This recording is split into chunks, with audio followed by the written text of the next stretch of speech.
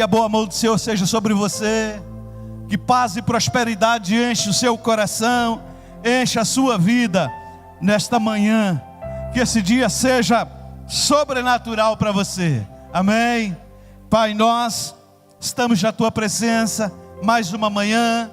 Ó Deus, conscientes da nossa dependência. Ó Deus, precisamos do Senhor, ó Espírito Santo. Precisamos de Ti.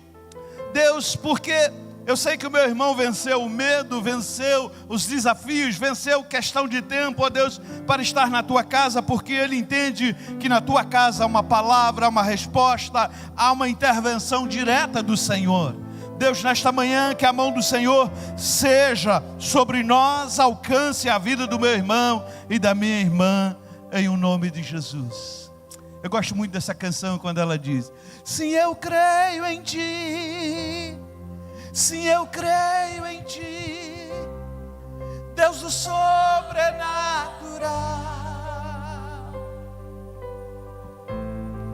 Sim, eu creio em Ti. Sim, eu creio em Ti, Deus do sobrenatural.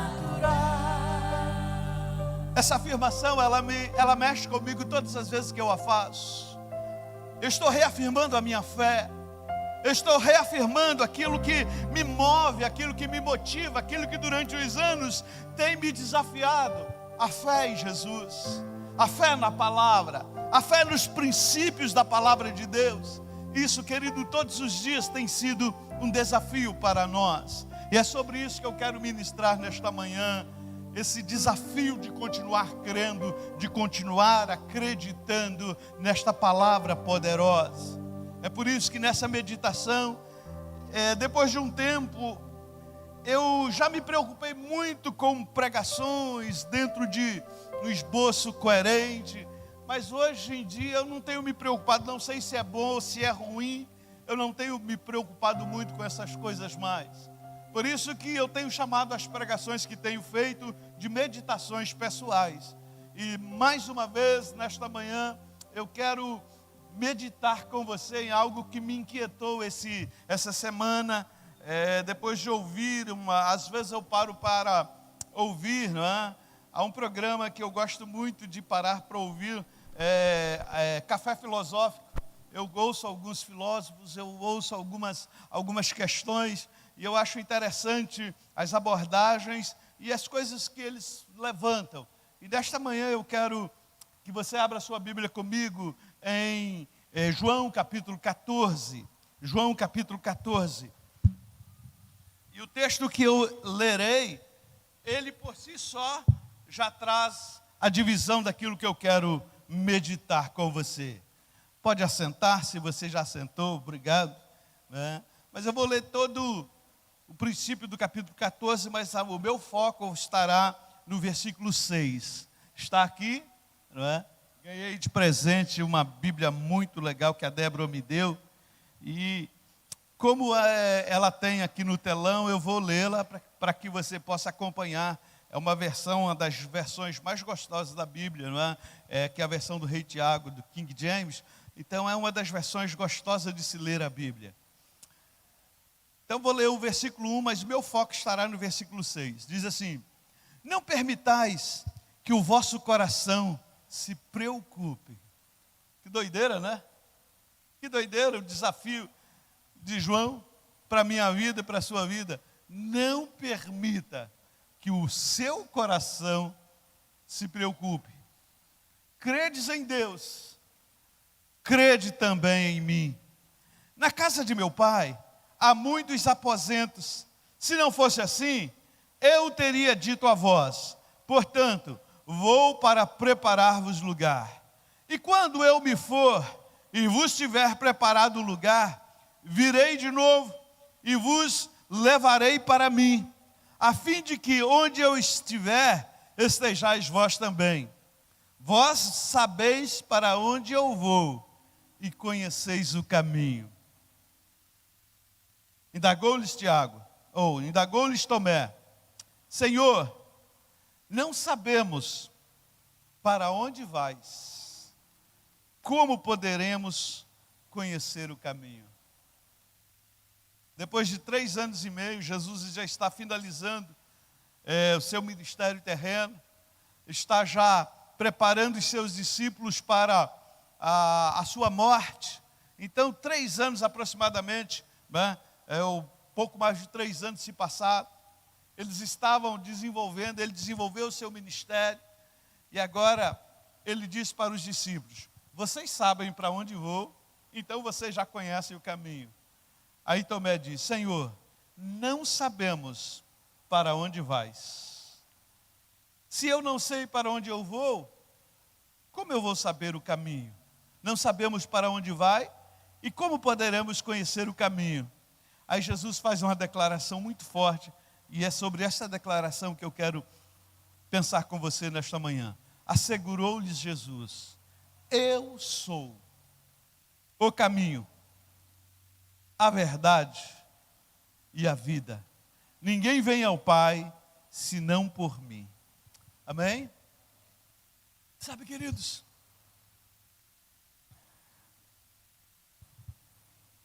nesses tempos de insegurança, e você tem que partir do seguinte princípio: os discípulos estavam vivendo um tempo de insegurança. Eles estavam confortavelmente na presença de Jesus, dormindo, se levantando, comendo, andando, 24 horas com Jesus. Isso trazia, e isso trouxe para a vida dos discípulos uma segurança e uma dependência dele. Agora Jesus começa a dizer: esse tempo está chegando ao fim, eu vou morrer, eu serei crucificado, eu voltarei para o Pai, vocês ficarão sozinhos, sem a minha presença física. Queridos, isso trouxe ao coração dos discípulos uma insegurança muito grande, uma incerteza. Queridos, e nós estamos vivendo esses dias de incertezas, dias de insegurança, dias que você olha e diz assim: e agora? O que vamos fazer? O que será de nós? Passando por esse tempo de pandemia, a incerteza instalou na alma, a incerteza instalou no coração, a incerteza instalou na vida de cada um de nós.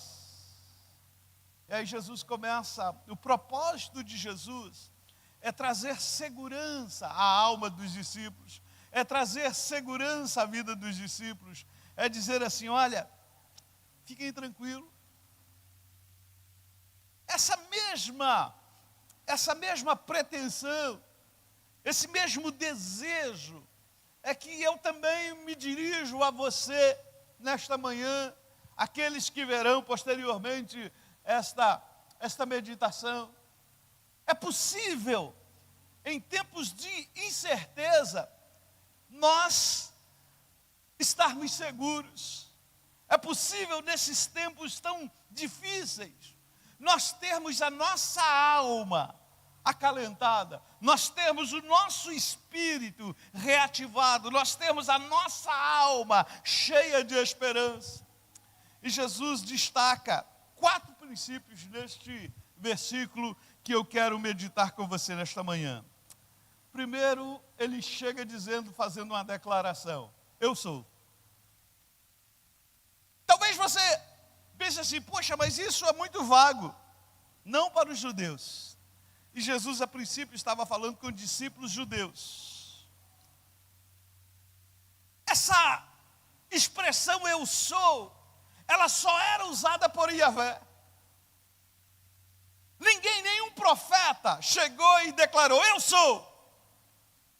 Nenhum profeta do Velho Testamento chegou e fez uma declaração: olha, conta comigo porque eu sou, somente Yahvé.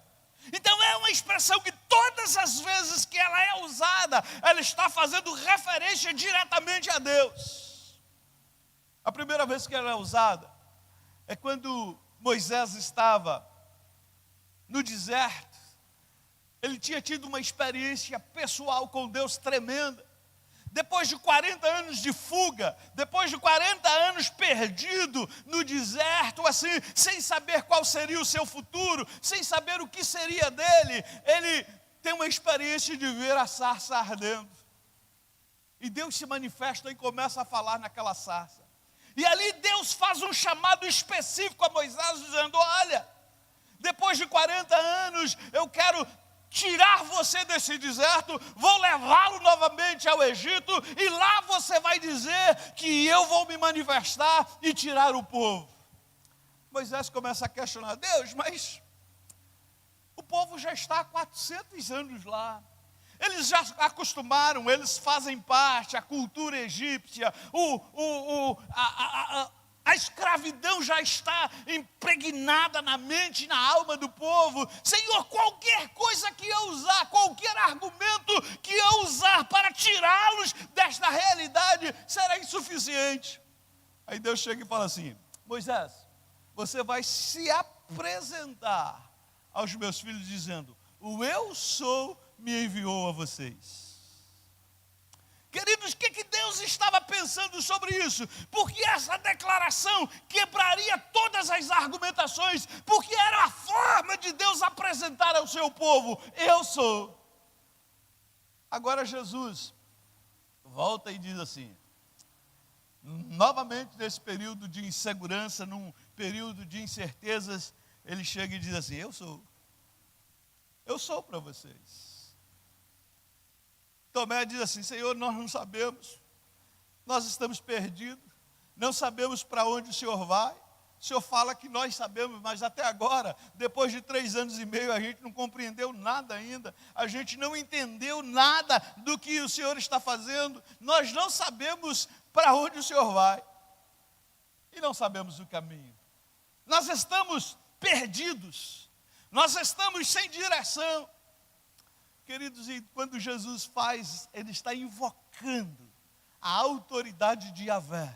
Ele está dizendo: Tomé, e aos discípulos, e a mim e a você, eu sou o próprio Deus, eu sou o próprio Yahvé. O Deus que se manifestou a Moisés, o Deus que tirou o povo lá do Egito, o Deus que agiu com mão poderosa, o Deus que quebrou as cadeias, o Deus que trouxe julgamento, o Deus que manifestou poderosamente, humilhando o faraó e todo o seu reino, mostrando o seu poder. Eu sou esse Deus. Eu sou esse Deus que estou presente diante de vocês. Tomé, você não tem me conhecido ainda. A sua expectativa em mim é uma expectativa errada. Você até agora não teve consciência de quem eu sou. Eu sou. Sabe, queridos, servir a Deus sem conhecer a Deus é uma tragédia. Servir a Deus sem ter uma experiência pessoal com Ele é uma tremenda tragédia. E nós precisamos entender isso. Eu preciso ter uma experiência pessoal com Ele. Eu preciso conhecê-lo de verdade. Eu preciso, querido, se todos os momentos que nós enfrentarmos, nós simplesmente vivermos em cima de informações de terceiro, nós nunca teremos uma fé sólida, nós nunca teremos uma fé forte, nós nunca teremos uma fé balizada em Deus. É por isso que nós somos tão pessoas almáticas, nós dependemos tanto das situações externas, nós dependemos tanto do que está acontecendo à nossa volta. Todos os dias nós dependemos, se temos o que comer, se a nossa mesa está farta, estamos bem, se não temos, estamos mal, se eu tenho ou deixo de ter. A nossa vida é baseada nesse contexto. E é assim que nós agimos. E nós avaliamos a ação de Deus nesse prisma, nessa visão de termos ou não termos. E isso é problema. Queridos, nesses períodos difíceis, o que vai manter você é a sua experiência pessoal, é o seu conhecimento, é o seu relacionamento pessoal com Ele. Tomé estava angustiado, e não era angústia só de Tomé, era de todos os discípulos. Ele simplesmente, ele revela o que estava na alma dos discípulos, essa insegurança. E agora, para onde vamos? Queridos, se eu e você o conhecermos, nós sabemos para onde nós vamos. Se eu e você tivermos essa experiência pessoal com Ele, nós sabemos para onde nós estamos indo. Agora, se eu não tenho uma experiência, a gente vai depender do que vai acontecer amanhã, do que vai acontecer hoje. Se eu vou estar alegre hoje, se eu vou estar feliz hoje. E isso não é experiência com Deus. Isso não é experiência com Deus. Aí Jesus começa a dizer, eu sou. E aí ele começa a se definir. E essa definição, ela é muito poderosa. Você pode achar que ela é assim alguma coisa, mas não é não. Ele começa a dizer, eu sou o caminho. Queridos, hoje a gente tem uma bênção chamada GPS, né? Que coisa gostosa, GPS. Você jogar lá no GPS assim, ó, tal cidade. Aí ela te dá, o GPS calcula a rota e você segue a rota que o GPS te dá. Queridos, para nós homens isso é maravilhoso. Sabe por quê? Não sei se você é como eu odeio perguntar. Você também é assim? Não suporta perguntar? Tamo junto. Tem mais algum homem que não gosta? Você também, Davi, não gosta? Eu me achava o pior dos piores. Mas eu fiquei até...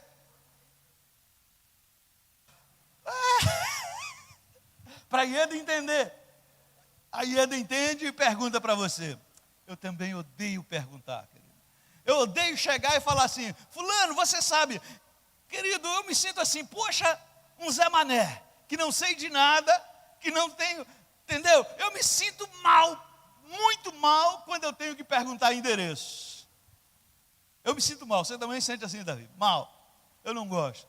Então, GPS foi uma santa solução para nós. A gente vai para o GPS e ali ele vai dizendo, vira à esquerda, à direita, está vendo como é que eu tenho problema? Vira à esquerda, eu tenho problema de localização geográfica. Se eu me perder, querido, você pensa num cara que fica aloprado, sou eu. Não gosto de me perder, de jeito nenhum. Eu gosto de ter, eu me sinto confortável quando eu tenho segurança de uma direção. Se eu me perder, eu fico irritado. As pessoas que estão à minha volta sentem o drama. Eu não gosto de me sentir perdido. Eu me sinto confortável quando eu estou bem direcionado. Mas agora o GPS tem um probleminha. O GPS,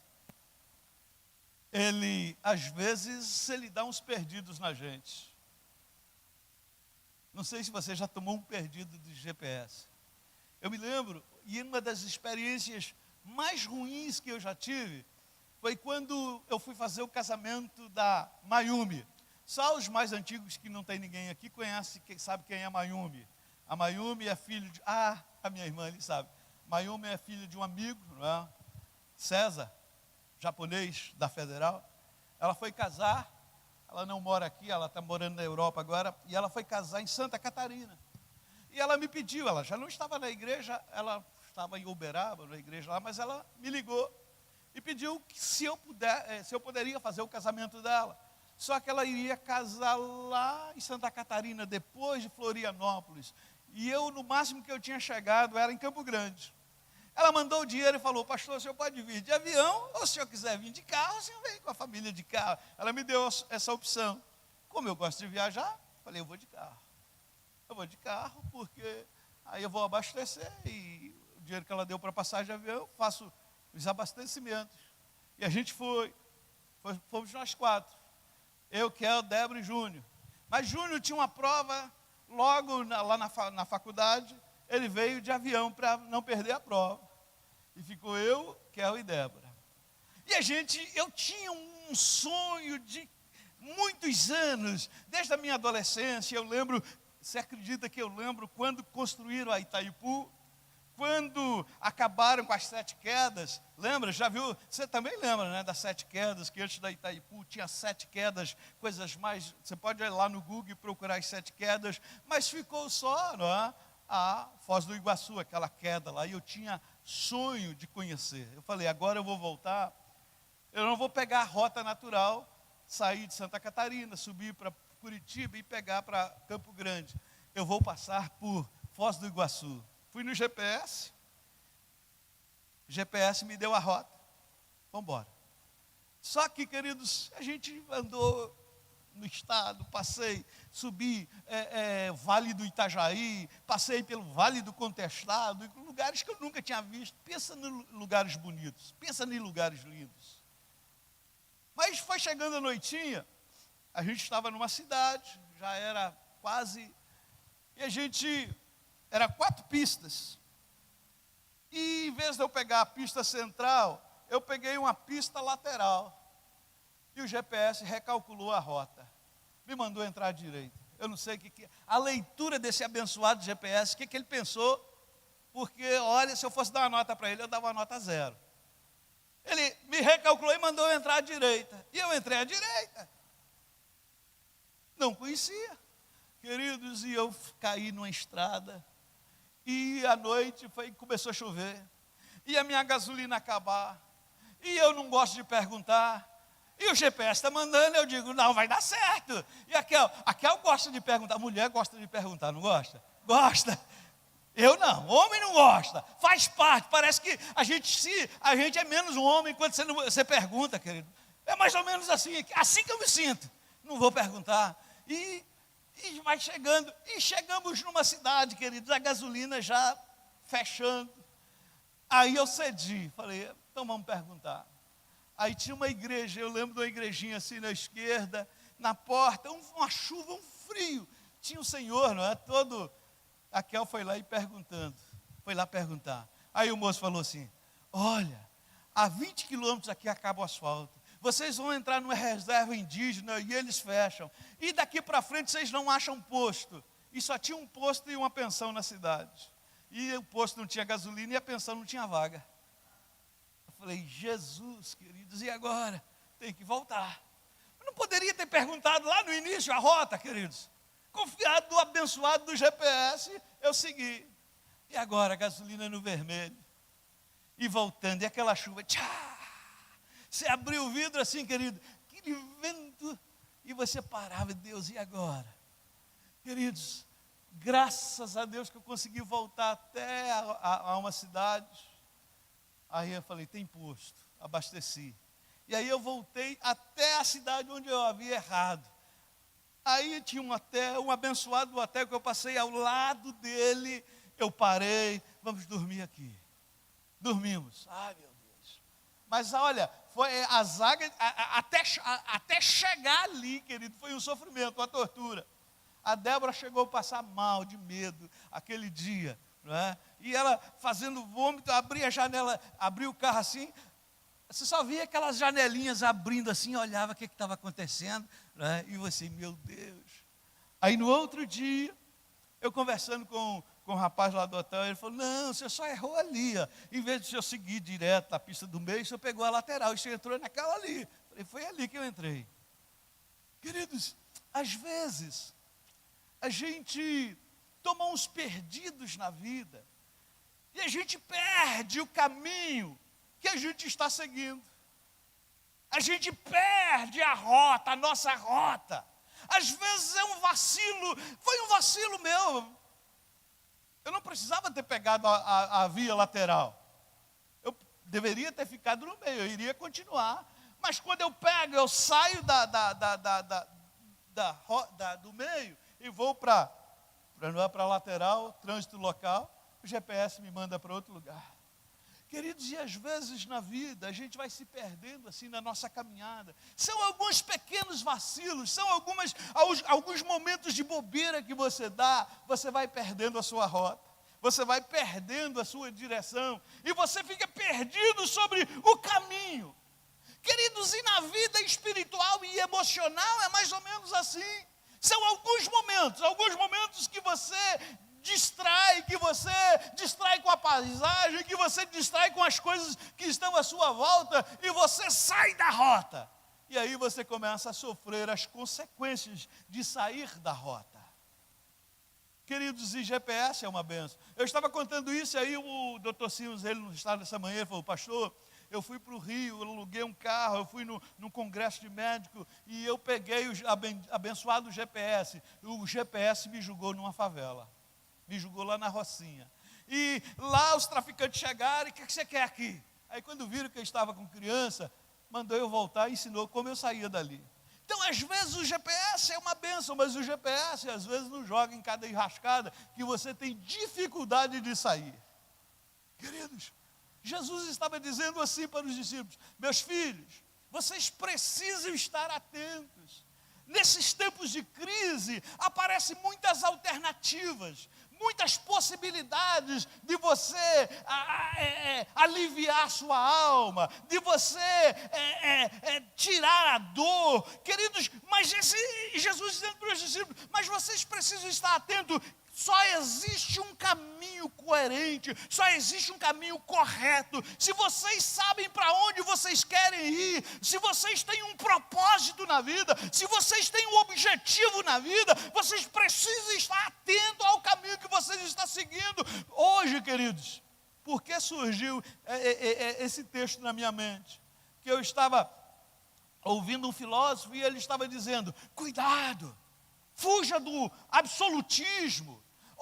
Religião é relativo. Todas as religiões vão dar a resposta que você precisa. Todas as religiões vão trazer paz à sua alma. Queridos, e às vezes nós temos vivido isso, pensando que todas as pessoas que falam a respeito de Deus, ou tudo que tem o nome de Deus, vai nos levar a ter uma experiência pessoal com Ele e nos levará para o céu. E Jesus está dizendo: não é bem assim. Só existe uma forma de você chegar ao céu. Só existe um meio de você conseguir estar na rota certa. É tendo uma experiência pessoal comigo. Eu sou o caminho. O que vocês precisam é de mim. Vocês precisam ter uma experiência pessoal comigo. Não adianta, querido, você ficar tentando preencher o vazio da sua alma, tentando buscar soluções em algumas respostas relativas a Deus. Isso não vai resolver o seu problema. E as pessoas às vezes estão se satisfazendo com respostas relativas. Às vezes a gente tem medo do absoluto. A gente acha que o absoluto pode nos levar a erros, pode nos levar a nos tornarmos, como eu diria, fanáticos. Olha, quando você ouvir uma pregação que fala sobre algo absoluto, fuja. Aí que está o problema.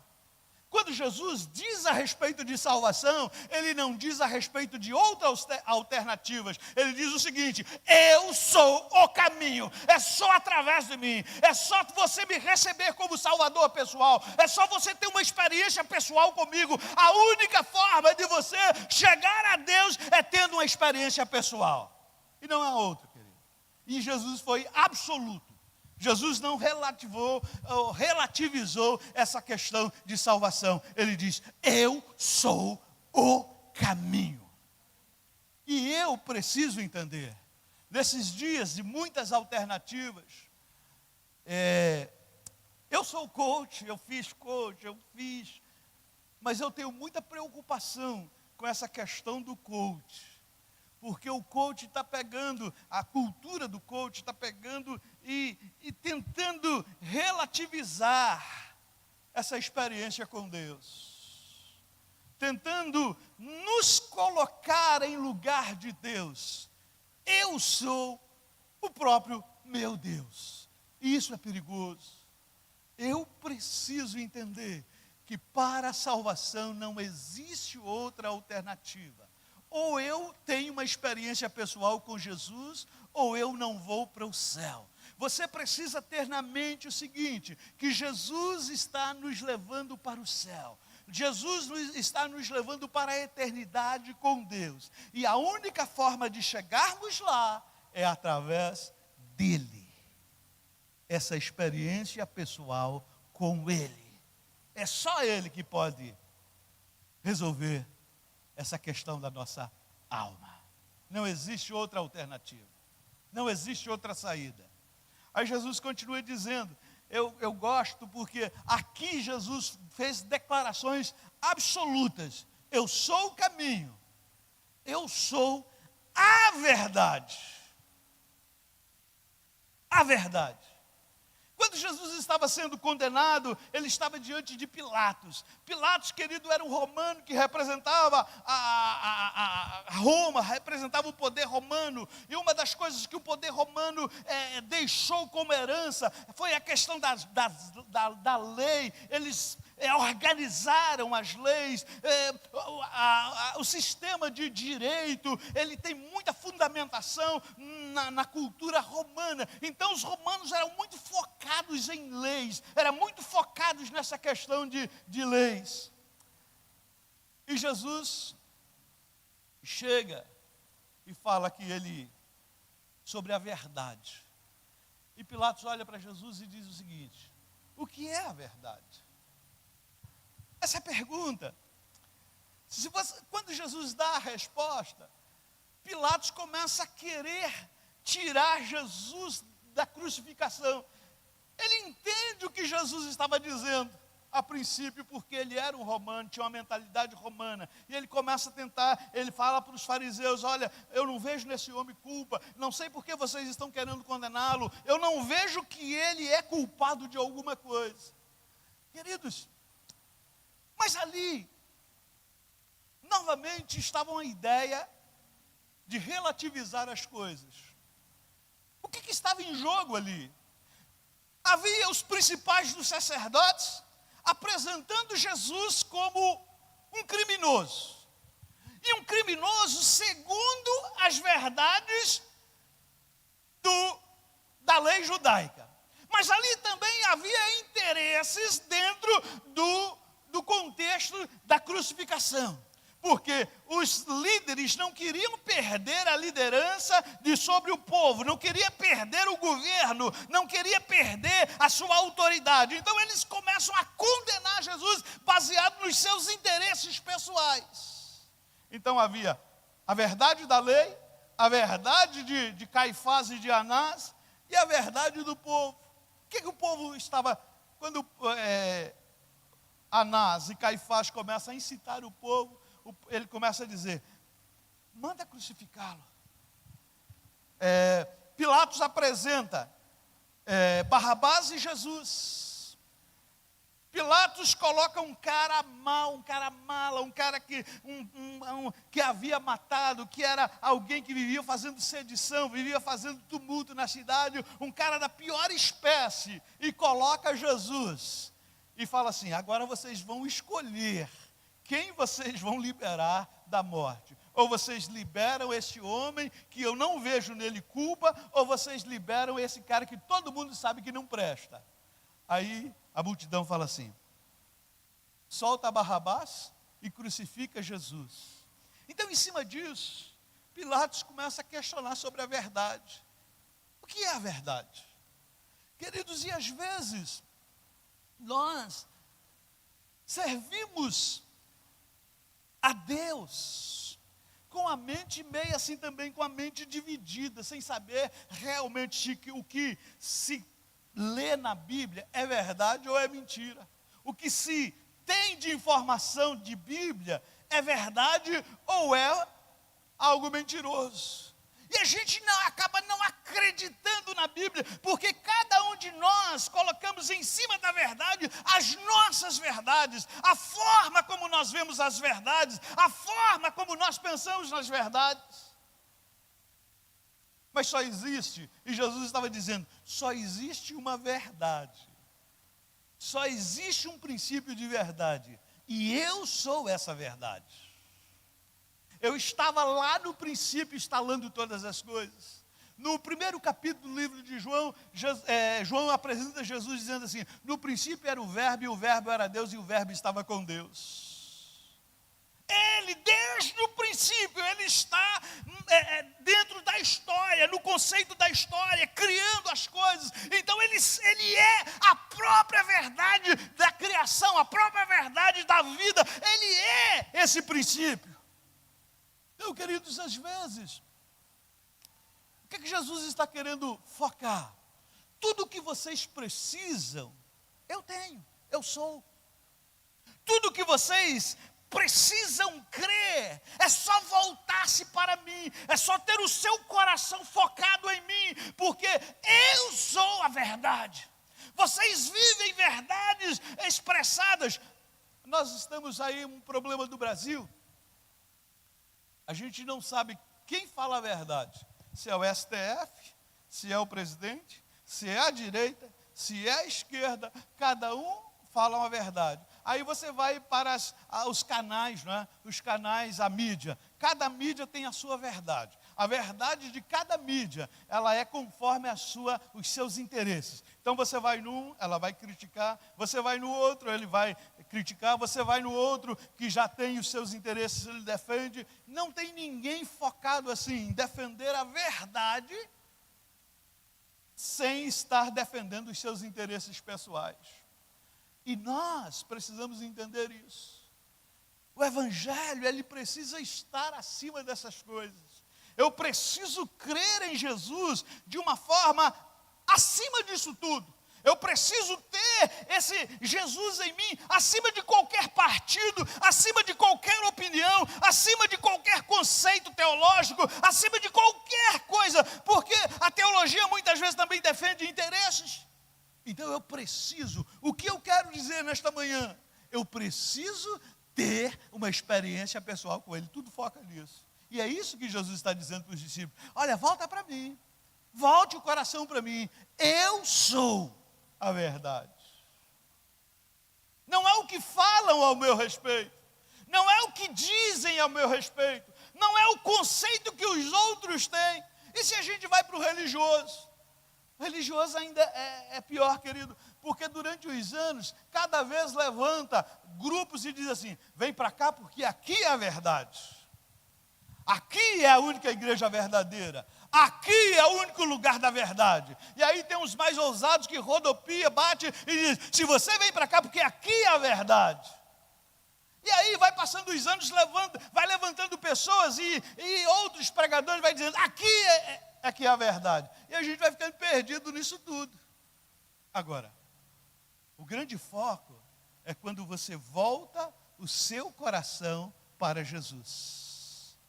Quando você volta a sua mente, o seu espírito para Jesus, e entende que Jesus é a única verdade.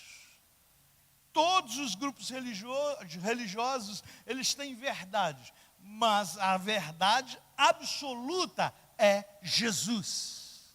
E eu preciso, acima de tudo, ter essa experiência pessoal com Ele. Acima de conceitos. Porque amanhã, queridos, hoje, esse acesso que a gente tem à internet, você vai ouvir muitas pessoas se autodeclarando o dono da verdade. Não ouça esse, porque esse é o dono da verdade. Não, é esse que é o dono da verdade. Queridos, e aí a gente fica perdido. O que é que você precisa? Coração focado em Jesus. Tomé, você precisa me conhecer, Tomé. Tomé, você precisa entender que eu sou essa verdade absoluta. E aí Jesus continua dizendo, e ele foca mais uma vez em outro princípio, e um princípio também filosófico, teológico, um princípio que realmente a gente fica pensando: eu sou além de tudo, de ser o caminho, de ser a verdade, eu sou a própria vida. Aí ele fecha. Aí é o argumento que o pessoal gosta, né? É o argumento lacrador. Ele lacra tudo, dizendo: olha, tudo está focado em mim, tudo está focado na minha vida. Eu sou a própria vida, eu sou o autor da própria vida. A vida me pertence, eu a criei. Lá no princípio eu estava lá, quando surgiu você, eu estava formando você, eu fazia parte daquele momento, porque eu sou a própria vida. Sabe, queridos, e a gente, quando não entende isso, a gente fica buscando vida aqui, busca vida ali, busca aqui, fica correndo de lá para cá, daqui para lá. Tudo o que você precisa, queridos, está em Jesus. Então, em suma, o que eu preciso é Jesus. O que eu preciso de verdade é Jesus. Se eu tenho Jesus, eu tenho tudo. Se eu tenho Jesus na minha vida, eu tenho tudo isso. Eu tenho direção, eu tenho consciência e vivo na verdade, e eu sou cheio da vida de Deus, porque Jesus é o próprio Deus, o autor da vida. Então Jesus está dizendo, aí ele volta, se você continuar lendo, ele vai, Tomé entra dizendo assim, não, Filipe que entra dizendo: Senhor, Mostra-nos o Pai, isso nos basta. Ele diz: Filipe, há tanto tempo eu estou com vocês, vocês não me conhecem. Eu sou o próprio Pai encarnado. Eu sou o próprio Deus encarnado. Eu estou aqui em carne, osso, eu estou aqui como pessoa, mas eu tive o privilégio de ser encarnado. Eu estou nessa carne. O Deus encarnado está no meio de vós. Se você me conhecer, você conhece o Pai. Se você me conhecer, Filipe, você conhece todo o projeto de Deus. Se você tiver um relacionamento pessoal comigo, Filipe, você entendeu todo o projeto da eternidade.